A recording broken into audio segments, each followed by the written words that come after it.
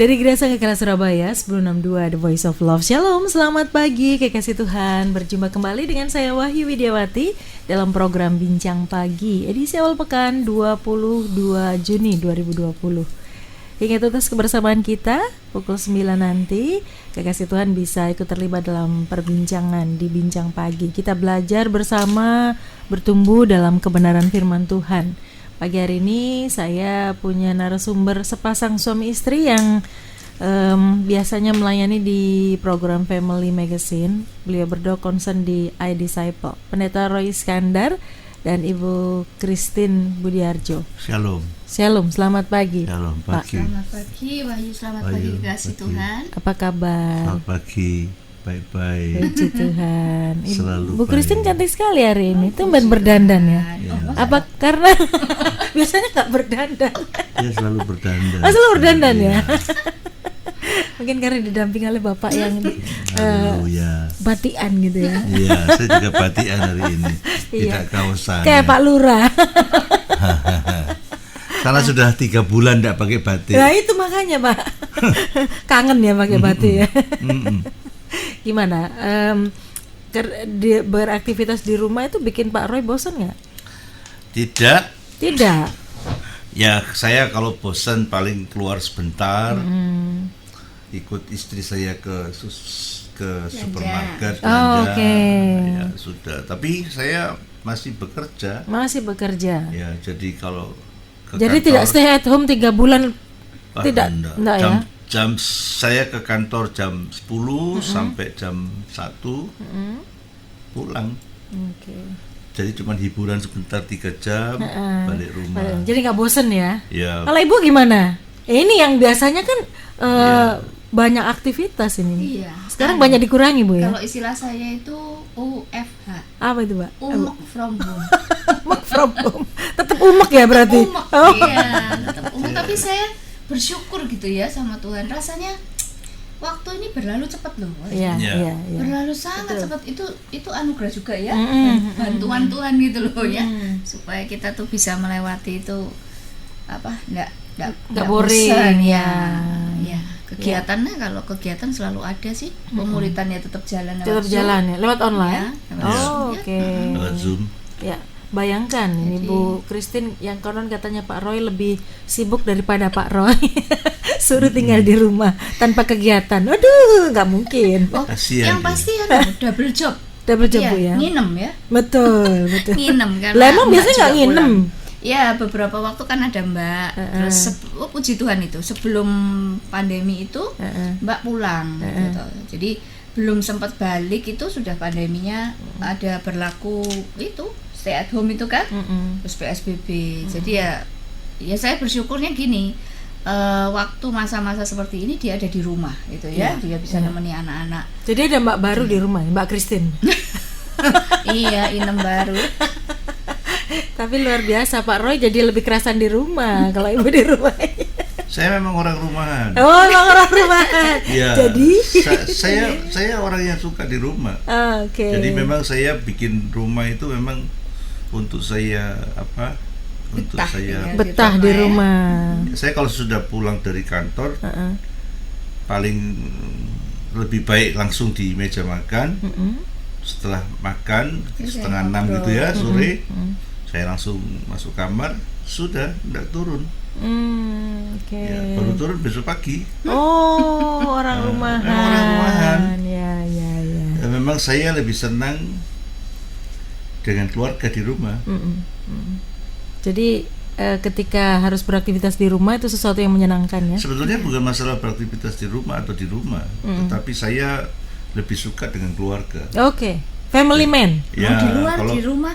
kalau saya Yang penting sama kalau- keluarga ya? Iya, kalau saya harus pergi, itu pun Satu rombongan ya? Pasti dengan keluarga. Satu paket ya. Satu Ya, paket. kalau toh kebetulan karena pekerjaan, saya membatasi tidak lebih dari 2 hari. Oke. Lebih dari 2 hari saya belum berangkat sudah mules saya. Karena keluarga saya nggak ikut. Family man. Bersyukurlah Bu Christine punya family man ya. Iya. Oke. Baik, pagi hari ini kekasih Tuhan saya tidak tahu Anda itu family man atau family mom atau Anda suka yang saya suka yang keluyuran gitu. Itu kan diawali dari kita kenal siapa diri kita. Nah, pagi hari ini Pak Roy dan Bu Christine mengajak kekasih Tuhan untuk mengenali diri kita.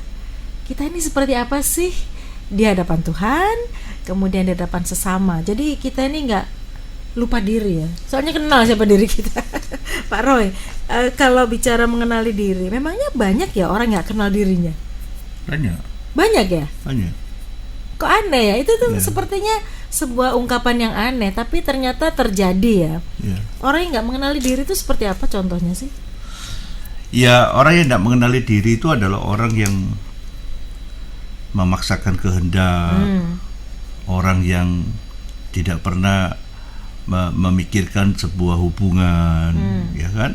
Segala sesuatu dikendalikan oleh dirinya sendiri, tanpa kenapa kok dia bisa memaksakan kehendak maunya sendiri? Karena dia tidak pernah merasa bahwa dia adalah makhluk yang diciptakan oleh Tuhan, bukan untuk menjadi individualistis, tetapi untuk berhubungan satu sama lain, terutama berhubungan dengan Tuhan. Itu yang paling penting ya sebenarnya. Iya pasti, karena saya melihatnya itu begini.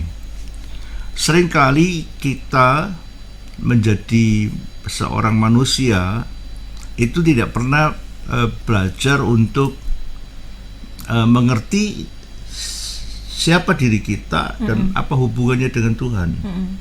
Saya berbicara secara spesifik tentang kehidupan kerohanian.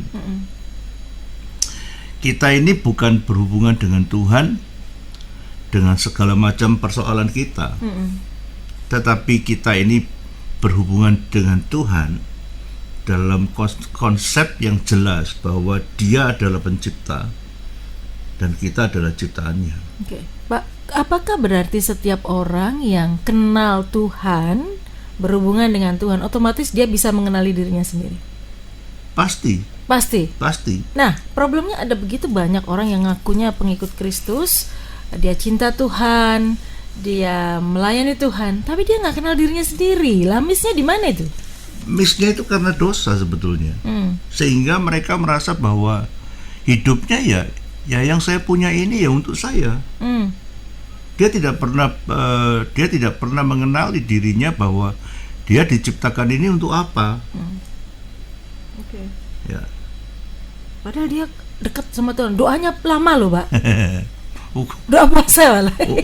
Ukurannya bukan di situ. Bukan itu ya. Karena justru berarti itu tidak menjamin. Justru kalau dia mengenali dirinya, maka ukurannya itu adalah apa yang dipikirkan oleh penciptanya. Jadi ada orang bahwa ya saya ini begini, kalau kamu mau ya begini. Aku dari sononya begini nih. Ya, itu artinya dia tidak pernah mengenali dirinya sendiri, bahwa dia itu diciptakan untuk berelasi dengan orang lain. Sehingga ketika seseorang tidak pernah mengenali dirinya sendiri, dia akan menjadi orang yang merasa dan bahkan memasukkan dirinya dalam keadaan yang sangat terpuruk dalam hidupnya dia, bahwa dia menjadikan dirinya korban orang lain tuh mau menyakiti aku. Salah satunya itu, gitu ya. Salah satunya itu bahwa kita ini diciptakan oleh Tuhan untuk tujuan Tuhan itu, maka kita lihat bahwa kita ini dibangun oleh Tuhan untuk apa? Menjadi bagian dalam pekerjaan Tuhan. Untuk apa? Untuk berelasi dengan orang lain, untuk mengenalkan kepada orang lain siapa Tuhan, menjadi bagian dari penginjilan, menjadi bagian dari kesaksian tentang Tuhan di dalam hidupnya. Sehingga dia benar-benar ketika dia mengenali dirinya, maka dia benar-benar menjadi orang yang berguna bagi Tuhan. Saya mendapatkan analogi sebuah handphone yang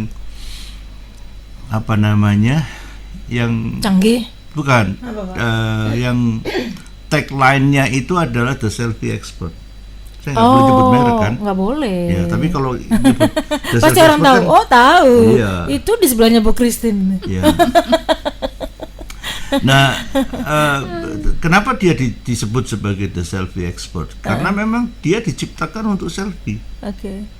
Maka Jadi ketika hasil selfie-nya bagus banget gitu. iya, maka ketika handphone itu tadi dicoba dipergunakan dan tidak hasilnya tidak sesuai dengan yang diharapkan hasil selfie-nya, maka orang itu akan bertanya kepada si penjual, kok jadinya Nggak seperti sesuai ini dengan ya? tagline-nya ya. Ya, lalu si penjual akan menjawab begini, oh mungkin ini produk gagal, Pak. Oh. Disebut gagal itu kenapa? Karena sebetulnya dia diciptakan untuk memenuhi keinginan penciptanya. Nah inilah yang saya sebut tadi, bahwa kita perlu mengenali diri kita. Oke. Berarti hari-hari ini banyak produk gagal ini, Pak, dalam tanda petik ya. Saya pikir itu bisa diterjemahkan sendiri orang yang mendengar.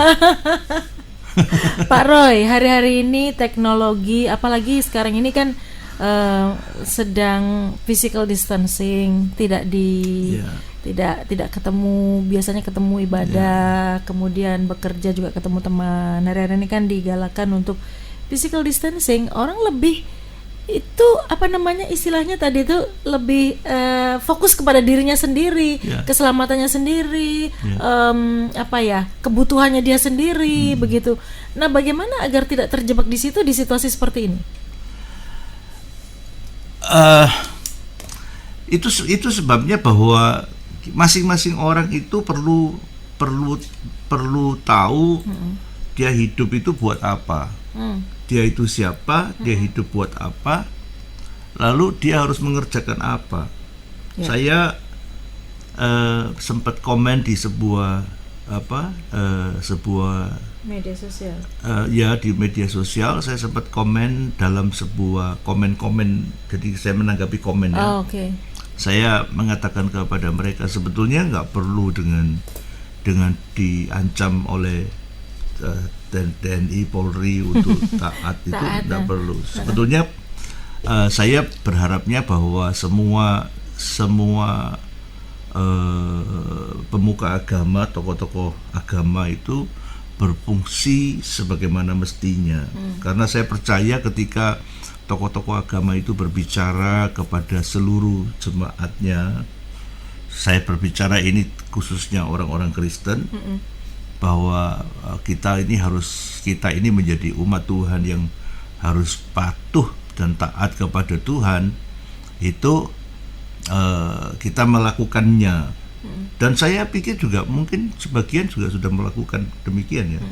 Tetapi ada satu bagian yang penting yang pagi hari ini kita mau bahas, bahwa kita baca di dalam kitab Roma ayat yang ke Pasal berapa? Roma pasal 11 ayat yang ke 30 sampai ayat yang 36.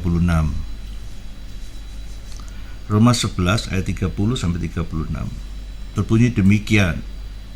Oh, Bu Christine aja. Oh, udah bawa Alkitab. Oh, di sini ada Alkitab. Oh ya. Nah, itu ada Kamu aja besar ya, Bu. Ya, 30 sampai 36. Oke, 30 sampai 36 demikian bunyi firman Tuhan. Sebab sama seperti kamu dahulu tidak taat kepada Allah, tetapi sekarang beroleh kemurahan oleh ketidaktaatan mereka. Demikian juga mereka sekarang tidak taat, supaya oleh kemurahan yang telah kamu peroleh, mereka juga akan beroleh kemurahan. Sebab Allah telah mengurung semua orang dalam ketidaktaatan, supaya ia dapat menunjukkan kemurahannya atas mereka semua. Oh, alangkah dalamnya kekayaan, hikmat, dan pengetahuan Allah.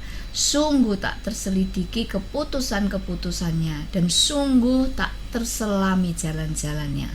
Sebab siapakah yang mengetahui pikiran Tuhan? Atau siapakah yang pernah menjadi penasehatnya? Atau siapakah yang pernah memberikan sesuatu kepadanya sehingga ia harus menggantikannya? Sebab segala sesuatu adalah dari Dia, dan oleh Dia, dan kepada Dia. Bagi Dialah kemuliaan sampai selama-lamanya. Amin. Amin. Ya. Jadi kuncinya ada di mana? Bahwa kita ini semuanya pada awalnya adalah orang-orang yang terkunci dengan ketidaktaatan.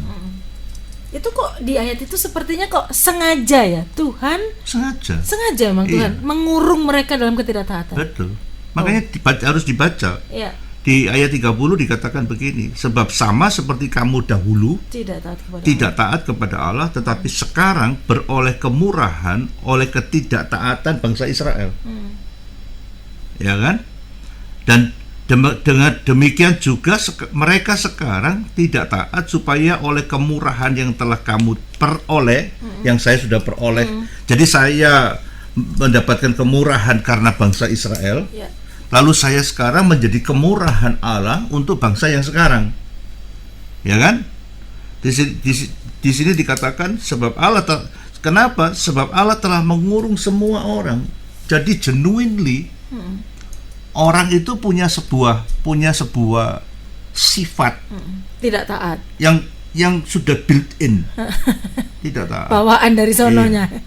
Makanya saya harus katakan begini, ketaatan ini menjadi sebuah porsi tersendiri dalam hidup kita. Apa kaitan ketaatan dengan mengenali diri? Seringkali orang hanya berbicara dengan penciptanya. Itu hanya berbicara tentang berkati saya, butuh ini, butuh itu, gitu ya. Sehingga dikatakan di sini, sebab siapakah yang mengetahui pikiran Tuhan, atau siapakah yang pernah menjadi penasihatnya, atau siapakah yang pernah memberikan sesuatu kepadanya sehingga ia harus menggantikannya. Jadi pada akhirnya kita ketika tanpa kita ketahui posisi kita, kita kemudian menggantikan posisinya Tuhan. Menjadi terbalik. Ya, tidak. Jadi siapa sehingga yang Tuhan, siapa yang umat gitu ya? Ya, sehingga bukan tidak jarang, sehingga kita melihat bahwa ketika kita berhubungan dengan Tuhan, maka yang diurus selalu janjinya Tuhan. Tanpa tahu apa sih yang dipikirkan Tuhan. Rasul Paulus mengatakan begini, oh alangkah dalamnya kekayaan, hikmat dan pengetahuan Allah. Sungguh tak terselidiki keputusan-keputusannya, dan sungguh tak terselami jalan-jalannya. Sehingga orang nggak bisa mikirin gitu loh. Ke gereja ya tetap ke gereja. Ibadah ya ibadah. Ya, tetapi tujuannya cuma supaya apa? Supaya dia bisa mendapatkan apa yang menurut pikirannya itu baik buat dirinya. Nah, ini dia. Sehingga pada akhirnya apa yang terjadi? Semua nasihat-nasihat untuk menyalibkan daging, nasihat-nasihat yang untuk membangun kerendahan hati, nasihat-nasihat membangun ketulusan, kepatuhan, itu nggak ada. Memberikan hak kepada Tuhan. Benar. Itu nggak ada ya. Saya harus katakan begini, ada satu gap yang sangat penting. Kalau kita melihat apa yang terjadi di dalam kehidupan Petrus waktu Tuhan berkata kepada Petrus, bawa perahumu bertolak ke tempat yang lebih dalam dan tebarkanlah jalamu. Dan kemudian Petrus berkata begini, semalam-malaman aku mencari ikan, tapi aku tidak mendapat apa-apa. Tetapi karena engkau yang menyuruhnya, maka aku melakukannya. Nah, berbicara tentang perkataan karena engkau yang menyuruhnya, ini berbicara tentang pengenalan akan Tuhan. Orang kalau mengenal Tuhannya, dia mengenal siapa dirinya. Sehingga satu hal yang harus dikerjakannya itu adalah mengerjakan apa yang dikehendaki oleh penciptanya. Nah, banyak orang yang nggak peduli dengan perkataan Tuhan. Yang dia pedulikan adalah bagaimana dirinya diberkati, dirinya tidak sakit, dirinya tidak mengalami ini, tidak mengalami itu. Sementara dalam kehidupannya dia tidak menyadari siapa dirinya. Tidak ada ciptaan yang bisa menasehati penciptanya. Nggak pernah ada. Ya, ciptaan itu hanya mengerjakan apa yang dipikirkan oleh penciptanya. Sehingga banyak orang yang tercampur dengan begini. Kita ini kan anak Allah. Hubungan kita ini kan sebagai anak. Technically iya. Tetapi dalam pikiran besarnya Tuhan, tidak. Kamu itu tetap ciptaan saya. Dan saya itu penciptamu. Nah, supaya kamu bisa menikmati apa yang saya rencanakan di dalam hidupmu, hiduplah jadi seorang anak. Tetapi itu pun tidak bisa dikerjakan kita. Kenapa? Karena genuinely kita ini sudah terkurung oleh apa? Oleh dosa, oleh ketidaktaatan. Oke. Kekasih Tuhan, jadi bagaimana dong kita bisa mengenali Tuhan, dan pada akhirnya itu, karena itu poros utama supaya kita bisa mengenali diri kita. Kita harus mengenali Tuhan dulu dalam kehidupan kita. Sedangkan tadi firman Tuhan jelas katakan bahwa kita ini dikurung oleh ketidaktaatan, dosa. Nah, bagaimana kita bisa keluar dari sana dan menjadi pribadi yang taat? Apapun yang Tuhan izinkan terjadi, ya taat begitu. Apapun yang Tuhan firmankan, taat begitu. Nah, bagaimana kita bisa sampai ke tahap itu? Sabar dulu, kami akan perbincangkan poin tersebut sesaat lagi.